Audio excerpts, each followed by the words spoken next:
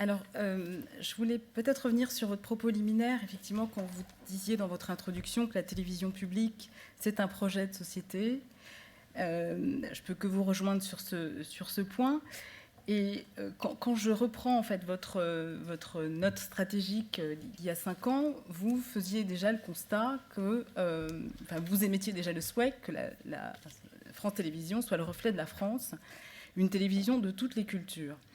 Vous faisiez le constat que la diversité culturelle était la grande absente de la télévision, que la diversité sociale et ethnique était très faible. Et ensuite, vous, effectivement, dérouliez un grand paragraphe sur la lutte contre les discriminations de genre, d'origine, liées à l'orientation sexuelle, à l'âge, au handicap, et ce besoin de remettre à l'antenne des programmes qui sont le reflet de la société française. Force est de constater que dans notre bilan quadriennal, on a pu, effectivement, même s'il y a eu un effort sur la parité, dans le contrat d'objectifs et de moyens de 2016-2020, vous étiez engagé à atteindre la parité sur les expertes. Nous sommes qu'à 42%, même s'il y a eu une progression. Et sur le reste, quand je reprends notre baromètre de la diversité, qui effectivement a fait ce constat relatif à la faible représentation de la société française, qu'elle soit culturelle, sociale, et aussi sur le handicap, on voit qu'il y a une progression qui a été assez faible. Et d'ailleurs, dans votre note stratégique actuelle, vous insistez en disant effectivement que vous souhaitez, là encore, impulser un plan d'inclusion, accélérer l'égalité femmes-hommes, élargir les nouveaux horizons. Alors, je n'ai pas très bien compris ce qu'était le réflexe outre-mer, mais bon, voilà. Donc, qu'est-ce qui va faire que... Quelle politique allez-vous mettre en place pour que dans 5 ans, on imagine, dans la mesure où vous deveniez présidente de France Télévisions à nouveau, qu'est-ce qui va faire que le constat ne soit pas celui qu'on peut faire ici, qui est un peu décevant? Alors tout d'abord, je voulais vous dire que je partageais ce constat. Et je crois l'avoir dit en fait dans mon propos liminaire, je partage votre constat. Ce que je voudrais pointer simplement, c'est que sur la parité, nous avons fait une vraie progression. C'est-à-dire qu'on est passé de 25% à 42%. Ça n'est pas 50%, vous avez raison de le noter, mais je n'ai aucun doute que nous y arrivions. Sur la diversité, nous n'avons pas rien fait, mais c'est vrai que ça ne progresse pas assez vite. Et d'ailleurs, les publics nous le disent. Donc voilà. Alors, pour autant, on a remis des visages de la diversité sur nos antennes. On a essayé de rendre aussi plus divers nos fictions, avec voilà, des héroïnes, des héros qui viennent de différents milieux sociaux et de différentes origines aussi géographiques. Pour autant, ça n'est pas suffisant. Maintenant, là où j'ai confiance, c'est que l'énergie que nous avons mise et les méthodes que nous avons utilisées pour obtenir la parité, elles sont reproductibles sur la diversité. Je prends un seul exemple.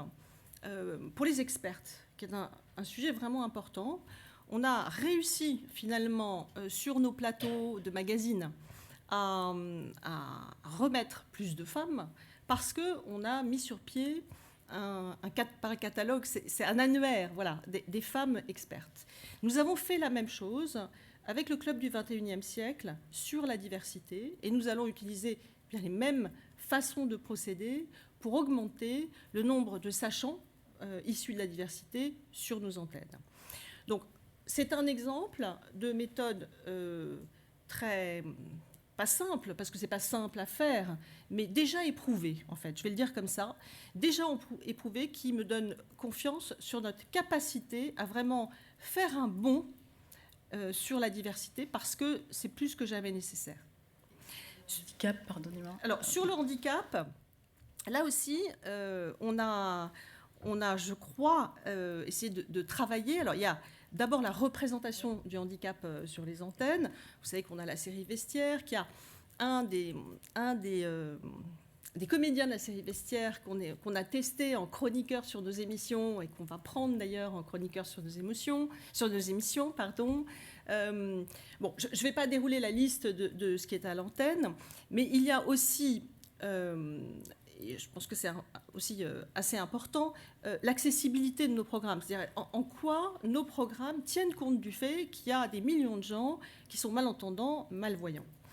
Bon, là-dessus, il se trouve qu'il y a très peu, j'ai refait un point avec la CNPCH et son nouveau président, et qu'on a d'ailleurs prévu que, enfin, pas moi, mais que les équipes se revoient en septembre pour continuer à avancer. Nous sommes très, très moteurs sur le sous-titrage et l'audiodescription. D'ailleurs, vous remarquerez que pendant la crise, on a fait très, très attention à ce que les programmes de Lumni soient effectivement sous-titrés pour être accessibles à tous. J'ai pris l'engagement, parce que c'est un problème qu'il n'y ait pas de chaîne d'information qui soit 100% accessible, de le faire sur France Info. Et j'ai bon espoir qu'on y arrive vite, parce qu'il se trouve que les équipes de France Télévisions des technologies ont déjà commencé à travailler à des outils technologiques pour sous-titrer automatiquement. Et on a déjà un pilote là qui tourne, donc il n'est pas complètement satisfaisant, mais enfin on a un début de solution. Et puis on est en train de travailler aussi sur un avatar, un petit personnage qui pourrait signer, donc parler la langue des signes, là aussi en direct, pour pouvoir sous-titrer en langue des signes l'information. Donc, si vous voulez, il y a une dynamique assez forte qui est engagée. On en a aussi parlé, j'ai oublié de le dire, mais vous savez, quand dans Scam, on choisit de faire une saison qui, là, pour le coup, était à notre main, parce qu'on l'a inventée, celle-ci, elle ne venait pas de nos amis norvégiens, sur un jeune homme qui devient sourd brusquement, sur sa manière, sur la difficulté qu'il a à admettre lui-même son handicap, ce que ça provoque dans son entourage. Voilà. Là, on a eu des courriers incroyables de jeunes qui ont dit « mais c'est formidable ». On a d'ailleurs, pour ça, travaillé avec les associations qui s'occupent du handicap. Ou encore Mental. Et puis je vais prendre une série très très populaire, Astrid et Raphaël, où cette jeune femme qui est une des deux héroïnes et qui souffre d'autisme. Voilà. Donc je crois qu'il y a cet élan-là qui est perceptible et qu'on va amplifier à la fois en prenant les méthodes éprouvées pour la parité et puis en poursuivant sur les technologies qui nous semblent les plus prometteuses pour vraiment faire un grand pas d'avance d'un coup.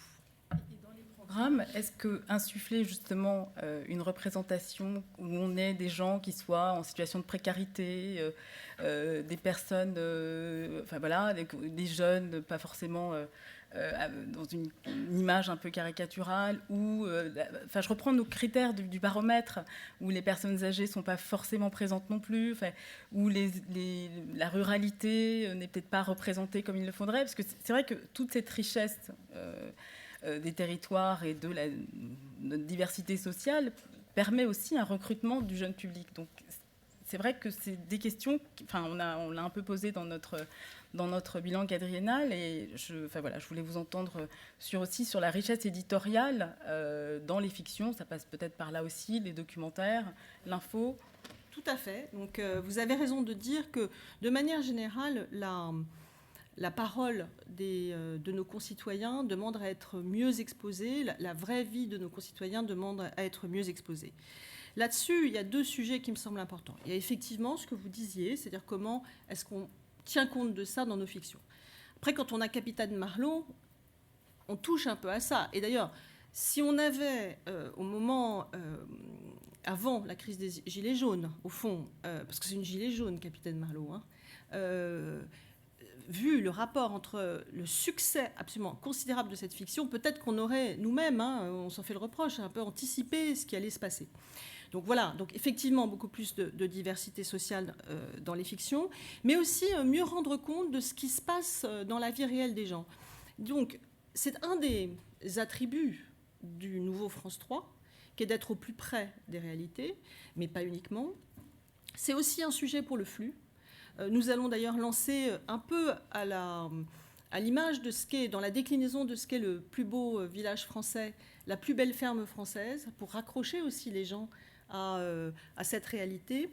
Et nous avons investi là dans ce qu'on appelle des documentaires du réel, sur 2 sujets qui vont arriver très prochainement sur nos antennes. Ma vie rurale. Vous avez parlé des campagnes et des agriculteurs et je crois, je vous suis tout à fait là-dessus. Donc c'est un documentaire qui raconte la vie de plusieurs agriculteurs, ainsi qu'un documentaire du réel sur les compagnons du devoir. Pour, d'une certaine façon, réhabiliter ces parcours de vie, cet apprentissage de jeunes gens qui n'ont pas fait forcément des études supérieures, mais qui, grâce à ce compagnonnage et à cet apprentissage-là, eh bien, deviennent des artisans et trouvent leur place, en fait, dans leur vie.